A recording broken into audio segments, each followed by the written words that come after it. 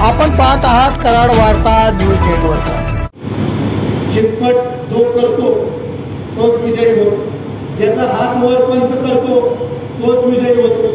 हात वर केल्यानंतर कारण देऊन चालत नाही, हात वर केल्यानंतर आपण तयारी कमी पडले सांगून चालत नाही। जसं निवडणुकीमधलं अंतिम सत्य हे झालंय आणि निवडणुकीमध्ये जर का यशस्वी झालो तरच आपण केलेल्या प्रयत्नाला अर्थ आहे। आपण जे जगतोय त्याला तरच प्रयत्न आहे। आपली नाराजी आहे, दुसरे चुकवे ते आपण बाजूला ठेवू, आपण आपल्यामधले मतभेद बाजूला ठेवूया। एकदा माझ्यासाठी तुम्ही ऐका, तुम्ही सगळ्यांनी भारतीय जनता पार्टीच्या मागे उभं राहा। या पक्षाने आपल्याला खूप दिले, या पक्षाच्या माध्यमातून देशाचं भवितव्य घडणार आहे, या पक्षाच्या माध्यमातून देशाला नवीन दिशा देण्याचं काम होणार आहे। देश महासत्ता बनण्यासाठी हाच पक्ष ते काम करू शकतो आणि म्हणून भारतीय जनता पार्टीचा कार्यकर्ता म्हणून विनंती करतो की तुम्ही या निवडणुकीमध्ये तुमचं मत हे आदरणीय मोदीजींना द्यायचंय।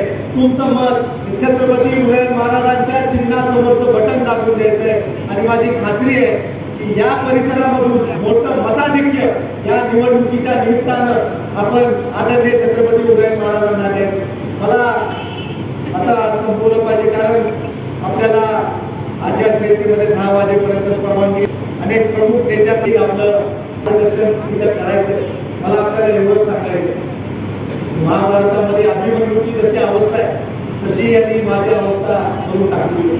चारही बाजूनी माझ्या विरोधक आहे, माझी टिंगल जवाई करतात, माझ्याविषयी नाही ते बोलतात, कुठलीही सभा झाली की फक्त माझ्यावर टीकेची जोड उठवतात। आपण कधी संस्कृती सोडलेली नाही, कधी आपल्या व्यासपीठावर विरोधकाला नावं ठेवण्याची आपली संस्कृती नाही, आपण कधी आपल्या कार्यकर्त्याला ती मुभा पण दिलेली नाही। विरोधक जरी असला तर त्याला सन्मानाने बोलायची आपली संस्कृती। मग तुम्ही माझ्याबद्दल कशा पद्धतीची परिस्थिती निर्माण